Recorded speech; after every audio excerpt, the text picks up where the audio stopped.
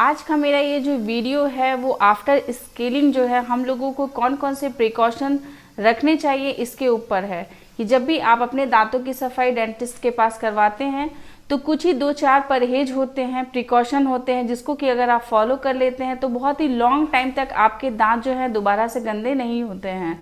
या फिर लोगों को जो ये परेशानी होती है जैसे कि सेंसिटिविटी होती है या फिर उनके मसूड़े से थोड़े बहुत खून आने लगते हैं या फिर उनकी जो मसूड़े हैं उनको ऐसा लगता है कि वो कमज़ोर होने लगे हैं, दांत जो है वो थोड़ा बहुत अपने जगह पे हिलने लगा है, तो ये सारी चीज़ें जो आपको आफ्टर स्केलिंग प्रॉब्लम होती हैं उसके बारे में भी इस वीडियो में डिटेल्स में बताई हूँ। मन में कोई भी क्वेश्चन हो, कोई भी डाउट हो तो कमेंट कीजिएगा, बहुत जल्द उसका आंसर करेंगे। हेलो दोस्तों, कैसे हैं आप सब? मैं आपकी डॉक्टर ज्योति पांडे। जब भी हमारे दांतों में बहुत ज़्यादा कीट या फिर गंदगी जमा हो जाती है या फिर अगर हम गुटखा या फिर सुपारी, टोबैको, इनमें से किन्हीं भी चीज़ों का अगर सेवन करते हैं तो दांतों के ऊपर धब्बे हो जाते हैं। तो ऐसे कंडीशन में हमें दांतों की सफाई जो है वो डेंटिस्ट के पास जाकर के करवानी चाहिए। डेंटिस्ट जो है वो या तो मैनुअल तरीके से या फिर ऐसे बहुत सारे इंस्ट्रूमेंट आते हैं अल्ट्रासोनिक जिससे कि हमारे दांतों की सफाई करते हैं। दांतों की सफाई करने के बाद हमें डेंटिस्ट के द्वारा कुछ न कुछ जो है वो परहेज बताए जाते हैं जिसको कि अगर आप फॉलो करते हैं तो आपके दांत जो है वो हमेशा चमकते रहेंगे और दांतों में गंदगी जमा दोबारा से नहीं होगी और उसके बाद भी आपको दांतों में परेशानी नहीं आएगी। उसमें से सबसे पहला परहेज ये होता है कि जब भी आपके दांतों की सफाई की जाती है तो आपके डेंटिस्ट के द्वारा आपके लिए डिसेंसिटाइजिंग जो है वो टूथपेस्ट प्रिस्क्राइब किया जाता है।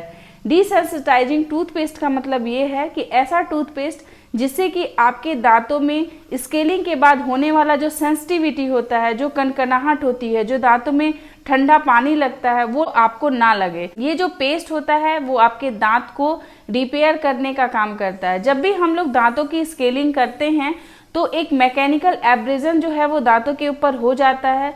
ये खासकर उन लोगों में ज़्यादा होता है जो लोग टोबैको या फिर गुटखा के स्टैंड वाले होते हैं। उनकी जो है ऊपर की जो परत होती है उसको हटाना ज़रूरी हो जाता है क्योंकि स्टेनिंग बहुत ज़्यादा हो जाती है, इसलिए उन लोगों को झंझनाहट या फिर सेंसिटिविटी जो है वो फील होता है। इसीलिए डॉक्टर के द्वारा प्रिस्क्राइब टूथपेस्ट को हम लोग को हमेशा करना चाहिए, सुबह शाम दोनों टाइम। इससे दांतों में आपको कोई परेशानी नहीं होगी और आप अपना जैसे अपनी दिनचर्या फॉलो करते हैं सेम उसी तरीके से आप कर सकते। सेकेंड जो बहुत इंपॉर्टेंट पॉइंट ये होता है कि जब भी आप अपने दांतों की सफाई करते हैं कम से कम 72 घंटे तक आप ऐसे चीज़ों का सेवन ना करें जिससे कि आपके दांतों के ऊपर दोबारा से स्टेन बनने लगे।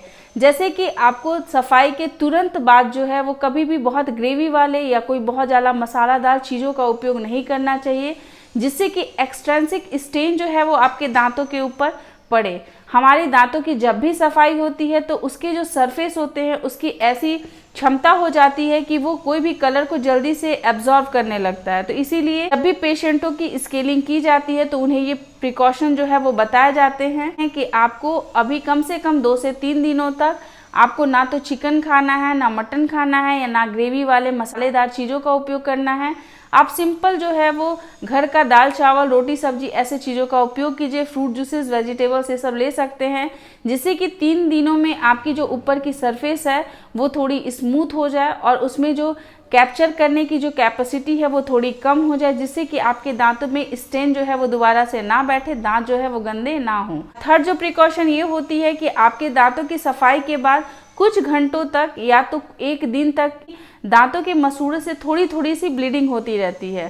तो ये ब्लीडिंग जो है वो बिल्कुल नॉर्मल है क्योंकि जब भी हम लोग दांतों की सफाई करते हैं तो अगर दांत के मसूड़े के नीचे भी अगर कैल्कुलस या फिर प्लाक का डिपोजिशन होता है तो उसको अच्छे से जो है उसकी डीप क्लीनिंग की जाती है जिससे कि मसूड़े और दांतों के बीच में जो कैपिलरीज होते हैं, छोटे छोटे जो ट्यूब्स होते हैं वो टूट जाते हैं जिसकी वजह से थोड़ी बहुत ब्लीडिंग होती है।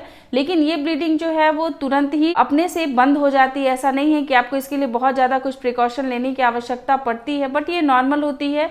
इसके लिए आपको बार बार चूस करके स्पीड करने के लिए मना किया जाता है। ऐसा बोला जाता है कि आप थोड़ा सा ठंडा पानी जो है वो मुंह में रखें और उससे अच्छे से आप कुल्ला करें।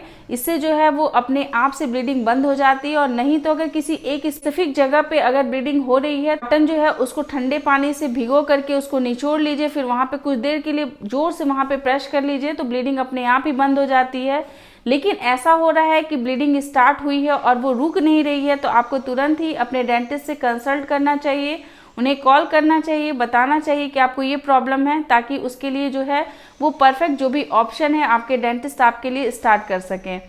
नेक्स्ट प्रिकॉशन ये होता है कि आपको जो है दांतों की मसूड़ों को मजबूत बनाए रखने के लिए आपके जो डेंटिस्ट हैं वो आपके लिए गम पेंट या गम मसाजर जो हैं वो प्रिस्क्राइब करते हैं। अगर ऐसा है तो आपको उस मसाजर का उपयोग आपके डॉक्टर्स के द्वारा बताए गए तरीके से ही करना है। इससे आपके दांत के मसूड़े जो हैं वो बिल्कुल मजबूत बने रहेंगे, उनकी पकड़ दांतों से मजबूत बनी रहेगी।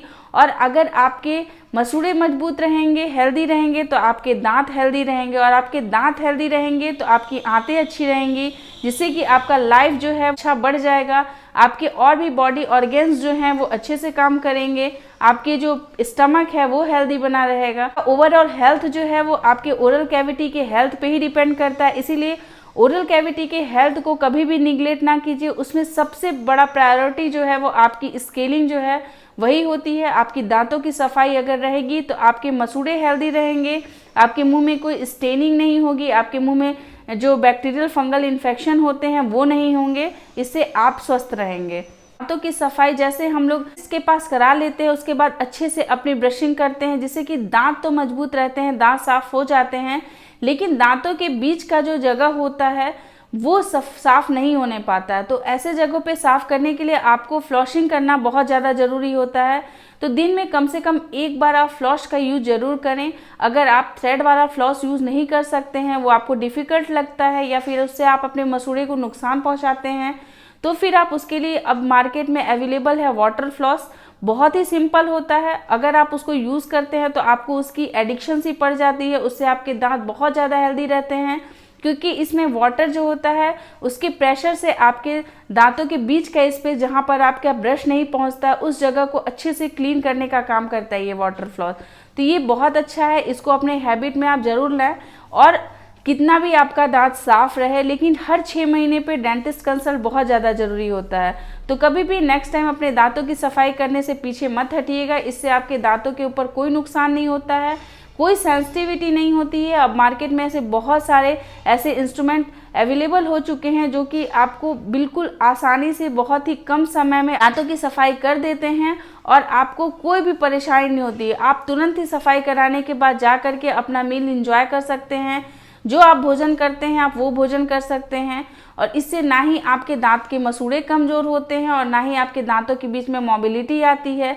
मोबिलिटी जो होती है वो सिर्फ दांतों में तब होती है जबकि आपके दांत पहले से ही कमज़ोर हो चुके हैं और उसका जो है सपोर्ट वो आपका कैलकुलस या फिर प्लाक कर रहा है। तो प्लाक या कैलकुलस के सपोर्ट की आवश्यकता आपके दांतों को बिल्कुल भी नहीं होनी चाहिए। अगर ऐसा हो रहा है तो वैसे दांतों को रखने का कोई ज़रूरत नहीं है। आप उसे सफाई करा करके दांतों को या तो स्प्लिंटिंग करवा दें, या मतलब उसे या तो अच्छे से उसको जाम करवा लें, या फिर उस दांत का एक्सट्रैक्शन करवा करके वहाँ पे नए दांतों को लगवा लें। और सबसे इम्पॉर्टेंट पॉइंट ये होता है कि आपको जो है वो अपने दांतों को साफ रखने के लिए वार्म सलाइन गार्गल करना चाहिए। जब भी आप अपना सफाई कराते हैं आपको उसके दूसरे दिन से गर्म पानी, गुनगुना रहे पानी, उसमें चुटकी भर नमक मिलाइए और उससे अपना गरारा कीजिए। गरारा का मतलब गले में उसको लेकर के पानी को उसको थोड़ा देर तक मुंह में चलाइए, उसके बाद उसको स्पीट आउट कर दीजिए, थूक दीजिए, और उसके बाद आपको रिंस भी करना चाहिए, मतलब मुंह में लेकर के भी उसको अच्छे से कुल्ला करना चाहिए। आपके मुंह के बैक्टीरियल लोड जो है वो कम हो जाते हैं और आपके मसूड़े जो अभी इन्फ्लामेशन उसमें हुई है थोड़ा बहुत, क्योंकि उसकी सफाई हुई है, वो भी अच्छी हो जाएगी, हेल्दी हो जाएगी। और कभी भी जो है वो वार्म वाटर सलाइन को कभी भी आप माउथ वॉश से कंपेयर ना करें, क्योंकि वार्म वाटर सलाइन जो है वो आपका इन्फ्लामेशन को भी कम करता है और इसके बहुत सारे बेनिफिट्स हैं आपके मुंह में। इसको कभी भी आपको माउथ वॉश से कंपेयर नहीं करना है कि हम माउथ वॉश करते हैं इसलिए वार्म वाटर सलाइन से गार्गल नहीं करेंगे, ऐसा बिल्कुल भी नहीं होना चाहिए। तो आपको हमेशा जो इस चीज़ का ख्याल रखना है कि आपके डेंटिस्ट के द्वारा बताए गए जो परहेज हैं, जो प्रिकॉशन है, उसको आपको फॉलो करते हुए ही अपने दांतों का ख्याल रखना है। आई होप कि आपको ये वीडियो अच्छा लगा होगा। अच्छा लगे तो इसे लाइक करें, लोगों के साथ इसे शेयर जरूर कीजिएगा। ऐसे इन्फॉर्मेटिव वीडियोस आपके साथ हमेशा शेयर करते रहेंगे, लाते रहेंगे नए नए वीडियोस। तब तक के लिए अपना ख्याल रखिए, अपने आसपास के लोगों का ध्यान रखिए। Take care, bye bye.